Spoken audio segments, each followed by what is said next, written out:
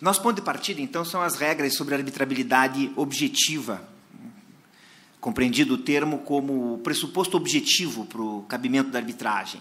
Não vou falar de arbitrabilidade subjetiva, porque não me parece ser esse o problema, quando a administração pública é uma parte na questão. Afinal, ela é capaz, ela tem capacidade para exercício dos direitos, e isso satisfaz o requisito da arbitrabilidade subjetiva. O problema aqui é de arbitrabilidade objetiva, saber se o objeto dos litígios que envolvem a administração pública é ele mesmo arbitrável. Temos o artigo 1º da Lei de Arbitragem, e falo depois da reforma havida em 2015. Temos o artigo 1º, que alude a direitos patrimoniais disponíveis. Temos o Código do Consumidor, ou do Código Civil, que, ao tratar de compromisso, de contrato de compromisso arbitral, alude a questões que tenham caráter estritamente patrimonial, ou por exclusão, exclui a arbitragem das que não tenham caráter exclusivamente patrimonial, inclusive aquelas que tratam de estado pessoal ou de família.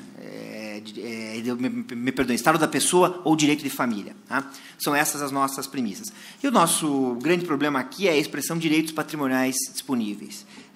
A lei brasileira de arbitragem é um exemplo de lei boa e que pegou. A gente tem leis boas que não pegam, e leis que e a maior parte das leis nossas não são simplesmente boas, se pegam ou não pegam é um outro problema. Mais uma vez, rendo minha homenagem à professora Selma, que foi uma das integrantes, um dos 3 integrantes do grupo de juristas que elaborou o anteprojeto dessa lei. Mas se adotou, na época, uma expressão que pareceu adequada e que agora ali continua só por uma tradição. Tanto que, quando houve a reforma da lei da arbitragem, achou-se que era melhor não se mexer mais nessa expressão, porque ela já estava sedimentada e temos ido bem, obrigado, com ela ali. Direitos patrimoniais disponíveis. Né? A questão é saber o que são direitos patrimoniais disponíveis para fins de cabimento de arbitragem. Depois volto ao tema, mas digo que a reforma da lei de arbitragem, em 2015, ao expressamente indicar o cabimento da arbitragem em litígios que envolvem a administração pública, voltou a vincular esse cabimento a direitos patrimoniais disponíveis, de modo que o nosso problema permanece existindo, saber o que é direito patrimonial disponível. Muito bem. Não há dúvidas de que existe um princípio geral de indisponibilidade de bens públicos, como expressão do princípio republicano. A ideia é de que aquilo que a todos pertence, não pertence àquele que ocasionalmente ocupa o cargo público. E ele não pode dispor, se desfazer dos bens públicos, porque não são deles, não são dele. Ele não é ali mais do que um agente do interesse da coletividade. Então, essa indisponibilidade existe e está fora de questão. Também não se discute que ela se submete a gradações. Ela jamais é pura e simplesmente absoluta. Mesmo a indisponibilidade, num sentido forte, que não é o que vai nos interessar mais adiante, como veremos, mesmo a indisponibilidade, no seu sentido mais radical, comporta matizes. Por exemplo, permite-se, em certas esferas, que, mediante leis autorizativas, o poder público abdique de posições jurídicas materiais que possuiria e disponha propriamente de bens públicos. Então, essa gradação existe, mas até não vai nos interessar, como veremos em seguida. E, acima de tudo, há uma multiplicidade de situações jurídicas que podem ser designadas por essa expressão, indisponibilidade do direito ou coisa que o valha. E aqui eu destacaria as 2 acepções que nos interessam para um cotejo. E logo em seguida veremos que a questão não é tanto e apenas de uma diferença de acepções, mas sim de uma diferença de objetos sobre os quais recai uma indisponibilidade e outra. Num primeiro sentido, podemos interpretar indisponibilidade do direito como sendo a própria vedação à renúncia de um direito. A proibição de que alguém que exerce aquele direito, que o titulariza ou representa o seu titular, a proibição de que ele abdique daquele direito, que ele abra mão daquele direito material. Nesse sentido, a indisponibilidade se põe como regra para a administração pública. Esse é um fato inafastável. As posições jurídico-materiais do poder público não podem simplesmente ser dispensadas pelo agente público a seu bel prazer, como poderíamos fazer, em regra, na esfera privada. Se esse celular é meu, eu posso, a todo momento, sorteá-lo para quem ficar até o fim dessa minha palestra. Eventualmente, é novo, é 7 daquele grande. Está funcionando bem, a máquina fotográfica é excepcional. Eu posso fazer isso. Posso também simplesmente jogá-lo no chão, pisoteá-lo e tudo mais. Um agente público que fizer isso com um celular da repartição pública dele, vai ter de responder por isso, ele não pode fazer isso. Numa segunda acepção, indisponibilidade do direito, ou coisa que o valha, serve para indicar uma impossibilidade de se reconhecer a procedência de uma pretensão alheia.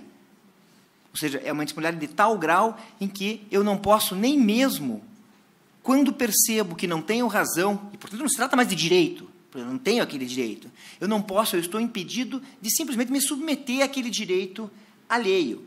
Ou seja, temos, nesse caso, muito mais do que uma indisponibilidade no direito material, uma necessariedade de intervenção judicial.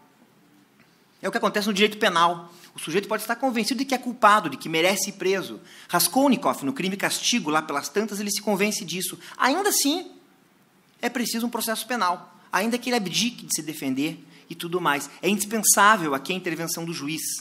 Dirmeão, Dirmeão é muito presidente da República, né? Vocês me dirão, né? Vocês me dirão. Mas esse é um exemplo de direito penal, isso não acontece fora da esfera penal. Acontece também. As penas estritas de improbidade administrativa são penas que só podem ser decretadas pelo judiciário. Há precedentes do STJ a esse respeito. A decretação do estado de falência é algo que apenas o judiciário pode fazer. E as definições de estado de pessoa é algo que depende da intervenção do judiciário, pelo menos para desconstituir um estado já estabelecido, ressalva feita atualmente ao divórcio, que já não se submete a essa previsão. Muito bem, nesses casos, pouco importa o consenso entre as partes. Marido e mulher têm certeza de que o casamento é nulo. Eles não podem simplesmente declarar de comum acordo a nulidade desse casamento. Ele precisa ser desconstituído mediante intervenção judicial. Nesses casos, então, não se trata apenas e tão somente de uma indisponibilidade do direito material. Eu sempre tenho uma dúvida se isso aqui funciona assim, essa distância toda, ou se o sujeito que está lá em cima me vendo desesperadamente mexer aqui, ele vai adiantando os slides. Então, o que eu dizia é que essas duas acepções, rigorosamente, referem-se a dois diferentes objetos de indisponibilidade. No primeiro caso, a indisponibilidade é do próprio direito material.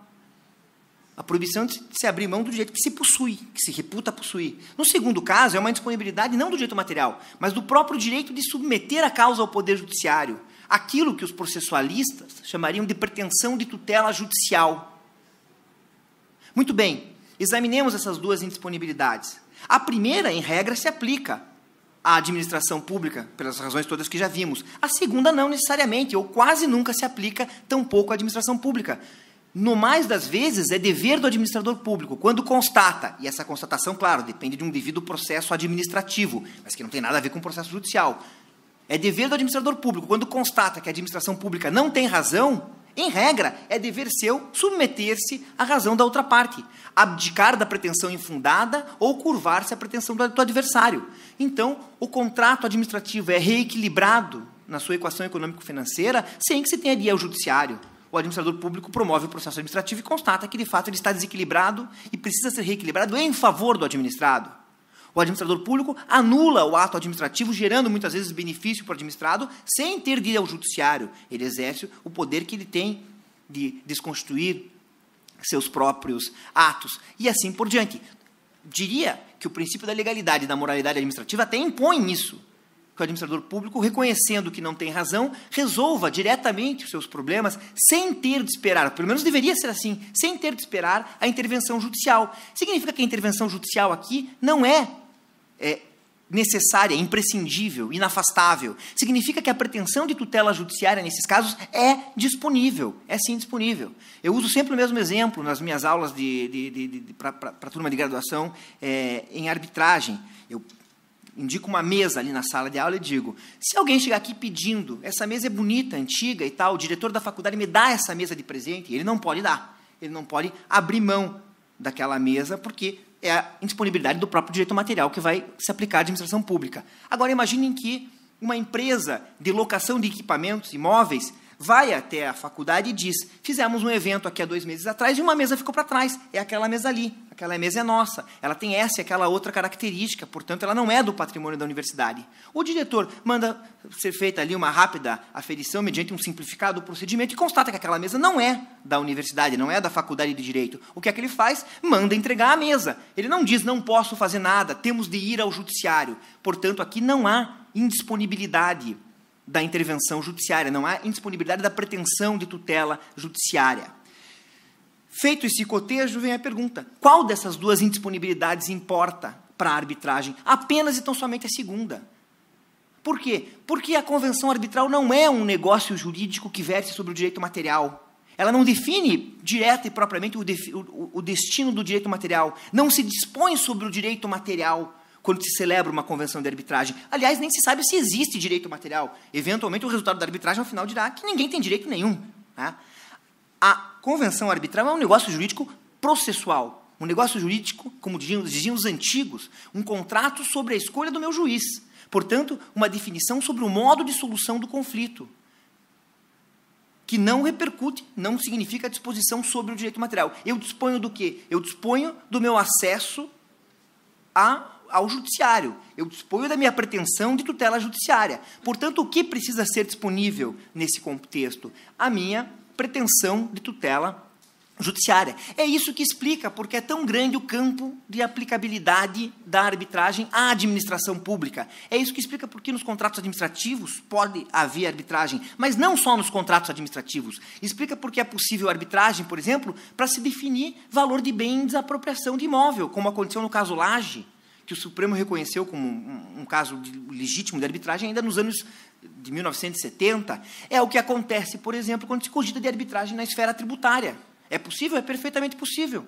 Mesmo aí não há indisponibilidade da pretensão de tutela judiciária por parte do fisco. Tanto é assim que ocorre um processo administrativo fiscal e, nesse processo administrativo fiscal, é possível que o resultado dele seja favorável ao contribuinte. É possível que o fisco reconheça que não tem razão sem ter ido ao judiciário. Se ele pode resolver isso nesse processo administrativo, ele pode, do mesmo modo, resolver isso em arbitragem. Portanto, eu diria, sem medo de errar, que a arbitragem tributária já seria cabível, à luz dessas premissas, que são as únicas que explicam o sistema, já seria cabível, desde logo, independentemente de alteração legislativa, cabe de lege lata. Então, eu diria que esse é o modo de compreender a arbitrabilidade objetiva em face da administração pública. Em regra, as posições jurídicas da administração pública, as pretensões de tutela judiciária da administração pública são disponíveis e, portanto, em regra, cabe a arbitragem. É só isso que explica, inclusive, toda a jurisprudência que já há sobre o tema, como veremos em seguida. Já mencionei de passagem o caso Lage, mas os outros casos também confirmam essa circunstância. Para que lado eu tenho de apontar? O outro pressuposto, outro elemento da arbitrabilidade objetiva é bem menos problemático no que tange à administração pública. A patrimonialidade, que também é exigida, estará presente toda vez que a pretensão em disputa tiver uma direta dimensão econômica ou puder ser compensada, reparada ou ter seu prejuízo neutralizado por uma expressão econômica, por medidas com conteúdo econômico. Essa formulação não é dos arbitralistas, ela já era usada para explicar a patrimonialidade no direito das obrigações e no direito tributário. Então, aqui, como eu dizia, esse não é o nosso ponto problemático. Rigorosamente, poderíamos ter ficado apenas e tão somente com a patrimonialidade na lei, como fizeram outros sistemas. Mas, repito, vamos bem obrigado com a lei formulada tal como ela está. A título de exercício, tento imaginar aqui, então, quais seriam as principais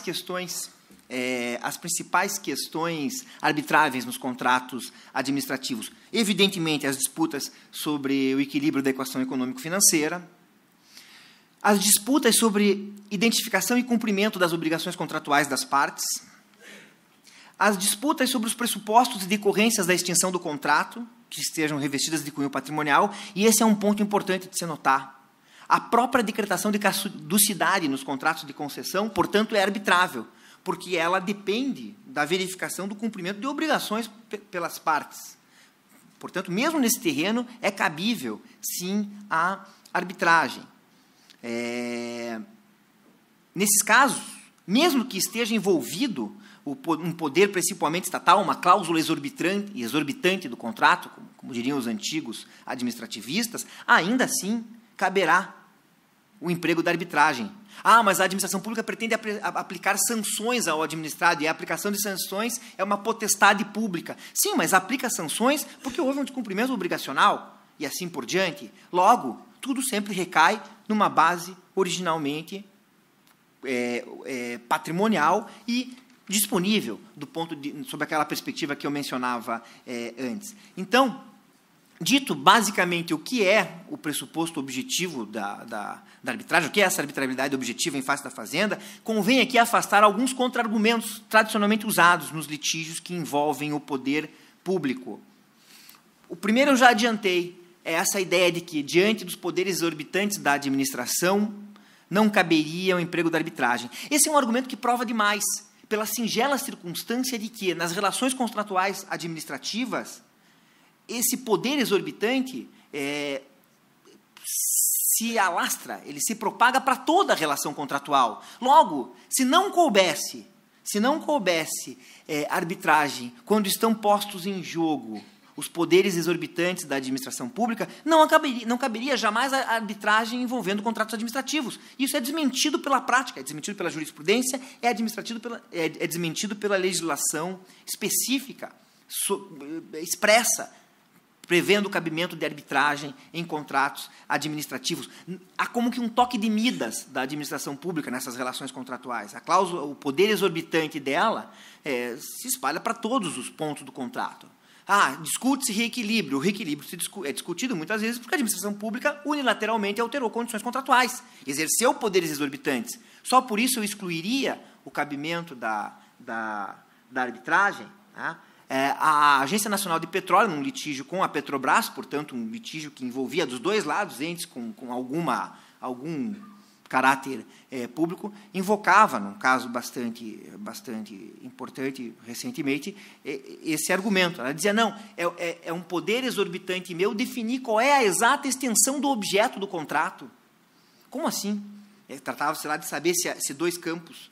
O doutor Joaquim Muniz não está aqui agora, mas ele é um dos advogados que conduz a causa. Eu preferi um parecer nesse caso, mas ele é um dos advogados. Ele poderia explicar melhor. Mas tratava-se de saber se dois campos petrolíferos eram um só ou não. O que repercutiria no quê? Em dinheiro. Ao fim e ao cabo, era em dinheiro. A ANP queria arrecadar mais, a Petrobras queria recolher uma contrapartida menor. Uma questão eminentemente patrimonial. A ANP vem e diz, não, porque aqui eu uso os meus poderes exorbitantes para definir o objeto exato da concessão. Ora, definir o objeto exato do contrato é uma premissa da própria discussão contratual. Se isso for excluído da arbitragem, o que restará para a arbitragem? Mencionado, ele agora retorna à sala. Sem saber, inclusive, que estavam falando se era bom, se era ruim, etc. e tal. Concorda, de acordo, né? Bom, e se nós formos ver, repito mais uma vez, os precedentes judiciais e as leis sobre arbitragem envolvendo o poder público, veremos claramente que não se faz essa distinção de exclusão da incidência da arbitragem quando os poderes exorbitantes da administração estão envolvidos. Ergui aqui para mostrar que quero mudar. O outro argumento, contra-argumento frequentemente usado pelo administrador público que quer se eximir da arbitragem é a invocação da discricionariedade administrativa. Aliás, invocar a discricionariedade administrativa tem sido, né, ao longo dos anos, sempre uma espécie de um escudo imunizador para a administração. Quando ela não tem outro argumento, ela diz que aquilo é discricionário. A grande questão é que a definição sobre o caráter mais ou menos vinculado, digo mais ou menos porque nada é completamente vinculado, nada é completamente discricionário. A definição sobre o caráter mais ou menos discricionário de uma determinada competência administrativa é uma questão de mérito.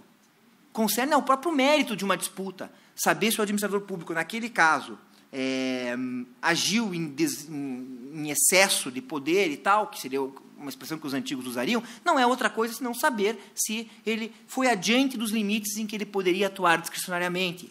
Saber se aquela competência é vinculada ou é discricionária, enfim, é saber se foi legal ou não a sua conduta. Portanto, isso não é pressuposto de nada, não é pressuposto de cabimento da arbitragem e não é mais, no processo judiciário mesmo já se reconhece, não é sequer condição da ação. Havia um antigo discurso de que quando você se depara com um problema de mérito do ato administrativo, de discricionariedade do ato administrativo, então haveria uma impossibilidade jurídica do pedido. Bom, primeiro que essa categoria desapareceu formalmente do nosso sistema, seja como for, ela continua existindo, ela está dentro do interesse de agir. Mas não é um problema de impossibilidade, é sempre um problema de mérito, porque para um juiz, seja ele arbitral, seja ele estatal, para um juiz definir se havia ou não uma esfera de discricionariedade para o agente público atuar naquele caso, e para definir se ele atuou, havendo essa esfera em tese, se ele atuou nos limites em que poderia atuar, nós vamos ter de investigar amplamente o arcabouço normativo aplicável e os fatos do caso concreto. Isso é investigar, enfim, o mérito, né, o cerne da própria disputa. Logo, não há de ser esse um pressuposto para o cabimento da arbitragem. Aqui nós vamos ter de invocar competência a competência. Não seria possível que tivéssemos de colocar o mérito à frente da própria definição da competência. Então, também não me parece que esse seja um argumento válido. Esse até é menos usado na arbitragem do que o dos poderes exorbitantes. Bom, um terceiro artifício que a administração pública por muito tempo usou, e já não tem mais sucesso nenhum, por uma questão de competência a competência, é a invocação da invalidade da cláusula arbitral ou do contrato como um todo, para assim afastar a incidência da arbitragem. Aqui nós temos uma regulação expressa, o artigo 8º da Lei de Arbitragem consagra a autonomia da cláusula arbitral, para dizer que uma invocação de nulidade do contrato não se aplica necessária e diretamente à nulidade da cláusula compromissória. Caberá ao árbitro definir sobre a validade da cláusula compromissória. Caberá ao árbitro decidir sobre a validade desse contrato. E, dependendo de qual seja qual for a solução que ele dê para a questão, subsequentemente caberá a revisão judiciária, porque as questões atinentes à existência, validade e eficácia da convenção arbitral são passíveis de revisão pelo Poder Judiciário. Notem que isso é expressão da competência a competência, notem que isso não é uma peculiaridade da arbitragem. Existe jurisprudência também no judiciário que diz a mesma coisa a respeito de cláusula de eleição de foro. Não adianta eu invocar, eu alegar a nulidade do contrato como um todo, ou da cláusula de eleição de foro, para assim não observar o foro eleito contratualmente. Eu tenho que submeter a minha pretensão de invalidade do contrato como um todo e de invalidade da cláusula de eleição de foro ao foro eleito contratualmente. Competência é competência também com o juiz estatal. Então, aqui, rigorosamente, trata-se da expressão sempre de um mesmo e único princípio, que teve grande desenvolvimento na arbitragem, mas não é exclusivo da arbitragem. Aliás, nem nasceu na arbitragem. A competência é uma construção da jurisprudência alemã para disputas entre tribunais judiciários de causas administrativas e tribunais judiciários de causas cíveis. Quanto ao panorama normativo, propositadamente eu preferi antes não aludir a essas leis para não ir pelo caminho mais fácil, que é o de reconhecer nesses campos já seguramente a incidência da arbitragem. Mas é bom que se diga que, em diversos campos, existe uma expressa previsão normativa. A Lei do Petróleo, de 97, talvez tenha sido o primeiro grande diploma com uma previsão nesses termos, estabelecia lá o cabimento da arbitragem para todas as questões decorrentes dos contratos de concessão.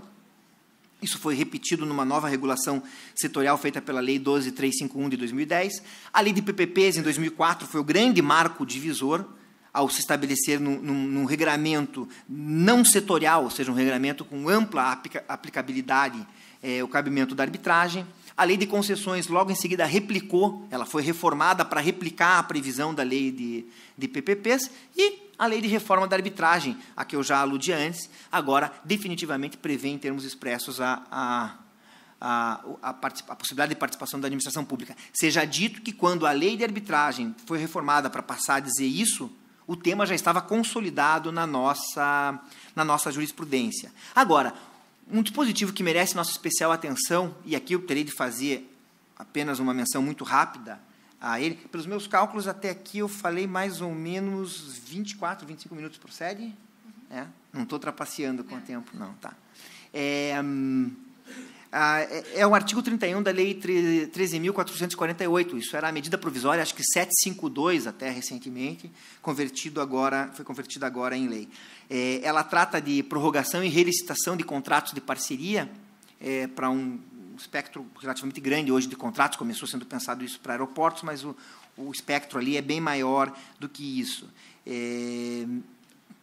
Eu não transcrevi sequer todas as disposições que estão contidas nesse artigo 31, eu quero destacar apenas 2 aspectos. Primeiro, afirma-se ali expressamente que, mesmo em contratos em que não haja cláusula arbitral, poderá ser estabelecida uma cláusula arbitral para se discutir prorrogação, duração ou reequilíbrio desses contratos. Pois bem, a primeira constatação que pode ser feita, e dela será para se extrair aqui um ponto bastante positivo, é a seguinte: não faria muito sentido essa regra no contexto normativo atual brasileiro, em que a possibilidade de pactuação de arbitragem com a administração pública já está amplamente consolidada. Tanto mais quando se considera que a jurisprudência também já se consolidou no sentido de que, mesmo não havendo cláusula arbitral, pode surgir depois, por avença entre as partes, um compromisso. Então, a lei não teria nenhum sentido inovativo se ela estivesse querendo dizer isso. Daí a ver quem esteja extraindo desse dispositivo, e cito aqui a opinião do César Guimarães Pereira, muito mais uma regra que estaria pela primeira vez no direito brasileiro estabelecendo uma possibilidade de arbitragem opt-in, no seguinte sentido: na medida em que a lei federal já estabeleceu, já ofertou a arbitragem nesses contratos dos entes concedentes federais, o concessionário, o parceiro privado, teria ele a opção de dizer: sim, eu quero uma arbitragem. Ele teria o direito, então, de provocar a celebração da convenção e a realização da arbitragem. Ao poder público não seria dada mais essa escolha, a escolha já teria sido feita pela lei. Literalmente não está dito isso com todas as letras, eu sei disso e todos aqueles que têm cogitado dessa interpretação sabem disso, mas se trata de tentar extrair aqui dessa disposição normativa um conteúdo verdadeiramente novo e que contribua para um maior desenvolvimento da arbitragem nesse campo em que ela se revela, de fato, bastante adequada e eficiente por aqueles parâmetros que o Joaquim mesmo havia mencionado antes. Então, esse é um aspecto para ser discutido. Esse modelo não é novo, existe em outros países. A arbitragem tributária portuguesa, por exemplo, funciona basicamente assim, dentro de certas condições, já está dito na lei que cabe arbitragem. E, então, o contribuinte é que tem a opção de dizer se vai ou não, dentro de um certo prazo, querer fazer arbitragem ou não, né? Se vai fazer arbitragem ou se vai para a disputa judiciária. O fisco já não tem essa escolha, já foi feita pela lei. Essa é uma leitura, então, que tem sido feita desse dispositivo. Mas também menciono o parágrafo 5º do artigo 31, que é o ponto negativo dessa inovação legislativa. A previsão da necessidade do credenciamento de câmaras arbitrais para o fim da lei. Ou seja, essas arbitragens teriam de ser realizadas perante câmaras devidamente credenciadas. Isso foi muito criticado pela comunidade arbitral. O Comitê Brasileiro de Arbitragem fez propostas de emenda para retirar essa previsão, mas acabou não havendo sucesso, não foi possível. Isso é extremamente negativo, e dou o motivo mais simples e direto de todos, que é o de a administração pública frustrar a própria aplicação da lei, porque ela não regulamenta isso, vai demorar para regulamentar, no mínimo isso, para não aludir a outros possíveis problemas. Teria sido preferível que, digamos assim, o mercado, a própria comunidade, automaticamente encaminhasse esses casos para as câmaras adequadas. Certamente isso seria encaminhado para câmaras adequadas. Não há relato de um caso no Brasil de arbitragem envolvendo o poder público que tenha sido levado a alguma câmara que fosse inidônea, suspeita ou coisa que o valha. Não seria agora que isso aconteceria. A jurisprudência, como eu dizia, já era muito consolidada, mesmo antes da alteração da lei de arbitragem. Mencionei já o caso Lage, que nos anos 70 reconheceu a possibilidade de emprego de arbitragem para discussão de valor de indenização por desapropriação de bem. O bem em questão era o Parque Lage, o belo Parque Lage, no Rio de Janeiro. Será que pagaram isso aí? Já foi pago ou não? Sabe ou não sabe? Não teria pago até hoje, né? Mas, de qualquer modo, a condenação saiu e se tornou eficaz porque o Supremo disse que, de fato, era cabível. Depois, há uma decisão aqui mencionada, tinha lá seu valor histórico numa época, porque era da ministra Andrighi, quando ela era desembargadora no Distrito Federal, reconhecendo a arbitragem para reequilíbrio de contrato administrativo. O caso Compagás, que primeiro foi julgado no extinto Tribunal de Alçada do Paraná, eu já volto a falar desse caso. O caso El Paso, também deu muito o que falar.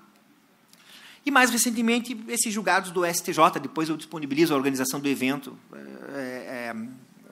O slide, assim, eu posso agora aqui correr e ir mais rápido. O que me interessa falar desses 3 casos, desse conjunto de casos aqui mencionado nessa página do slide, é o caso Compagás. Porque ele tem um acórdão muito didático, da relatoria da ministra Nancy Andrighi. Ele definitivamente confirmou o cabimento de arbitragem envolvendo a administração pública, e ele também tem uma relevância para o meu tópico seguinte aqui, que é a discussão sobre a necessidade de previsão da arbitragem no edital da licitação, quando estamos diante de contrato administrativo.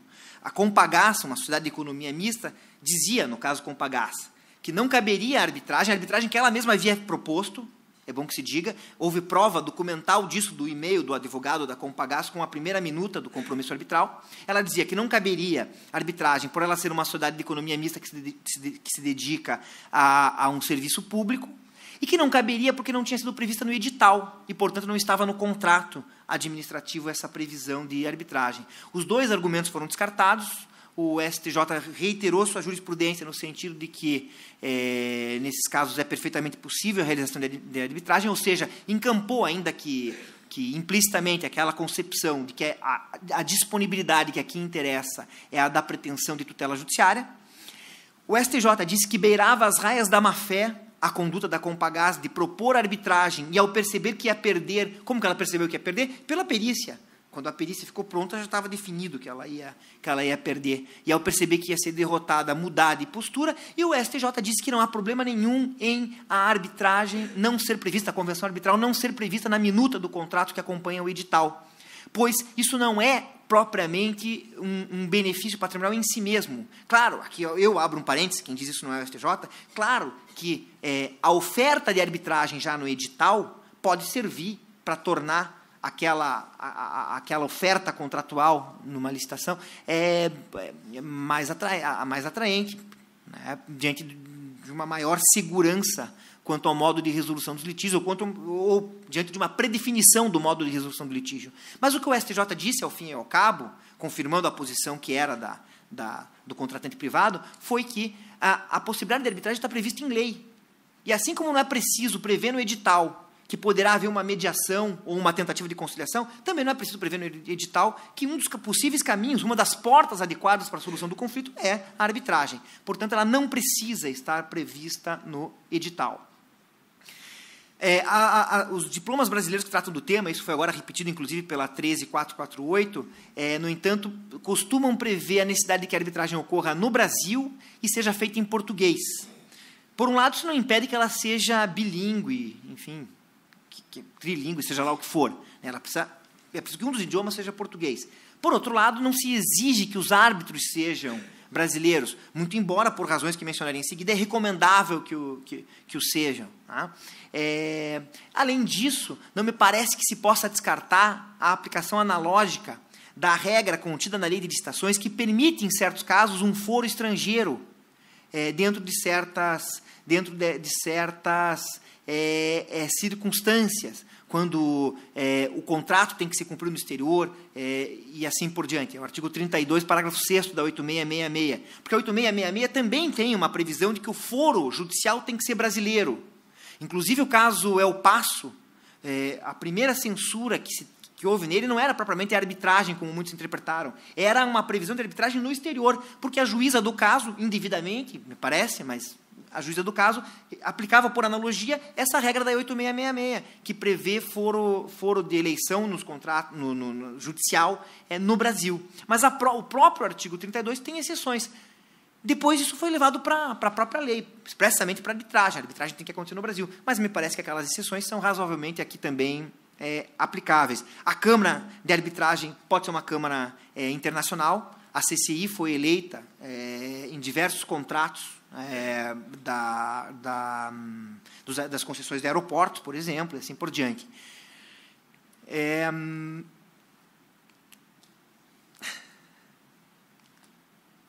A arbitragem vai ter que ser de direito, não se concebe arbitragem por equidade. Se antes eu dizia que a disponibilidade do direito material não tem nada a ver com o pressuposto objetivo de cabimento da arbitragem, agora eu tenho de fazer outra observação. Escolher ou não a arbitragem por equidade, daí sim, isso é algo que depende da disponibilidade do direito material. Porque se eu opto por uma solução por equidade, eu estou assumindo o risco de que a solução para o meu caso concreto não seja aquela solução a que chegaríamos pela aplicação do direito positivo. Eu posso ter o direito, sob a perspectiva do direito positivo, e ser derrotado na arbitragem por equidade. Eu não concordo com aqueles que dizem que a arbitragem por equidade vai dar sempre o mesmo resultado que o direito positivo. Se fosse assim, não faria sentido a arbitragem por equidade. Ela pode dar outro resultado. Para isso, eu preciso poder dispor do direito material à luz do direito positivo. Tá? Então, aqui, agora, há uma expressa previsão na lei de arbitragem, parágrafo 3º do artigo 2º da lei de arbitragem, acrescentado na reforma feita pela 13.129, agora diz isso expressamente, mas era algo que também já se reconhecia. Assim como essa arbitragem precisará ser pública. Em regra, as arbitragens são confidenciais, as arbitragens que envolvem a administração pública, em regra, pelo contrário, são públicas. Sobre o TCU, eu não vou falar agora, senão vai passar muito do meu tempo. Vamos deixar isso para depois, se for o caso, a gente conversa depois que acabar isso aqui. Eu digo só uma coisa, o TCU evidentemente não pode controlar o resultado da arbitragem. A sentença arbitral tem a eficácia e a autoridade de uma sentença judiciária. Assim como o TCU não pode controlar as decisões do judiciário, ele não pode controlar as decisões arbitrais. Mais complicado é saber o que é que o tribunal arbitral tem de fazer em face de pronunciamento do TCU. Se ele teria, de algum modo, de acatá-lo, né? Rigorosamente, não. Rigorosamente, não. Mas isso envolveria mais a argumentação de minha parte e a menção, inclusive, a um interessante caso que houve em Portugal, que envolvia o TGV, que seria um trem rápido, ligando Portugal e Espanha, que nunca saiu, nunca deu certo. Ou seja, não é só aqui que, às vezes, essas coisas nunca ficam prontas. Lá também nunca ficou. Isso foi para uma arbitragem e havia um pronunciamento do Tribunal de Contas português. Arbitragem e agências reguladoras. Aqui nós temos que considerar 4 possíveis papéis da agência numa arbitragem. Como parte numa arbitragem, quando ela é o próprio poder concedente. Em certos setores, como acontecia com a Anatel, por exemplo, ela era a própria contratante nas concessões, né? Na ANEEL também, assim por diante. Julgadora, pretensamente julgadora de arbitragens. Aqui é um falso caso de arbitragem. As arbitragens previstas em textos legais como sendo desenvolvidas nas agências não são arbitragens propriamente ditas, são procedimentos administrativos ou arbitramentos, definições de conteúdo de negócio jurídico, tanto que são revisáveis pelo Poder Judiciário, tanto que não tem força e autoridade de uma sentença judiciária. A agência reguladora pode ter um papel de supervisão, controle, fiscalização de um dado setor, mas aqui, tanto quanto eu disse a respeito do TCU, ela não vai poder pretender controlar um resultado arbitral. Uma sentença arbitral não é passível de revisão por uma agência reguladora. E, por fim, e esse é um papel que as agências reguladoras têm começado a desempenhar bem, ela pode ser colaboradora de uma arbitragem, ela pode atuar como amicus curiae. Né? Tem um exemplo bom, não é propriamente de uma agência reguladora, mas é de um ente que fica nessa esfera reguladora intermediária, que é a CCE, a Câmara de Comercialização de Energia Elétrica.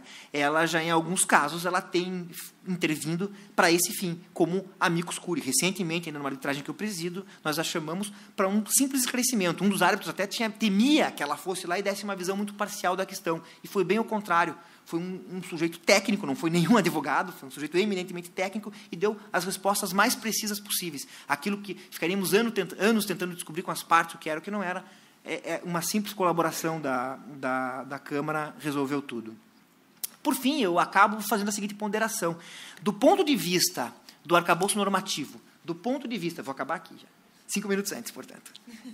Do ponto de vista do arcabouço normativo, do ponto de vista da jurisprudência, do ponto de vista da disposição da comunidade jurídica, a arbitragem envolvendo a administração pública está muito bem encaminhada. O Joaquim falou, acho que foi o Joaquim que falou sobre como as decisões judiciais são favoráveis à arbitragem. Isso é uma absoluta realidade. As pesquisas feitas periodicamente pelo CEBAR, que são aquelas que eu conheço. Lembro de pesquisas lá de 2004, lembro de pesquisas depois, acho que lá por 2010, pesquisas mais recentes, todas apontam sempre um altíssimo índice de confirmação das decisões arbitrais, um fiel respeito à competência, uma negativa de intervenção prematura e abrupta sobre as arbitragens e tudo mais. Esse resultado nós temos sempre obtido. Agora, uma ponderação deve ser feita. Em alguns casos, isso demora muito para acontecer. Uma ação de anulação de arbitragem leva anos. O caso Compagás é muito bonito como precedente. Ele já servia como precedente enquanto ele ainda estava em andamento no judiciário, porque, afinal, já existia a decisão do Tribunal de Alçada lá do Paraná, etc. E tal. Mas o caso Compagás demorou, ao todo, 15 anos para ser julgado, né?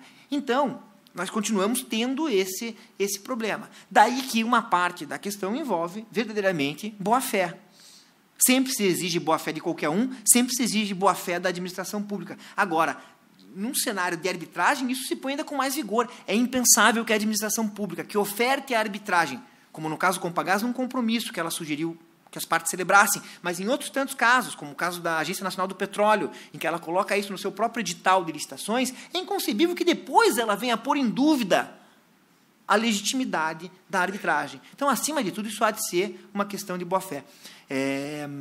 Daí que poderíamos, inclusive, extrair de tudo isso, ou concordar com uma conclusão tomada há muito tempo, quando a arbitragem ainda nem estava nas nossas cogitações diárias, num congresso de direito internacional, em 1988, em que se dizia o seguinte, que uma entidade administrativa não vai poder alegar eles usaram incapacidade de concluir uma convenção arbitral, mas não seria tanto isso, não poderá alegar um descabimento de arbitragem e se recusar a participar de uma arbitragem ou de reconhecer os efeitos de uma decisão arbitral, quando tiver consentido em participar dessa arbitragem. Então, eu acho que esse é um dado fundamental. E isso vai depender muito, inclusive, de uma severa repressão à má-fé no judiciário.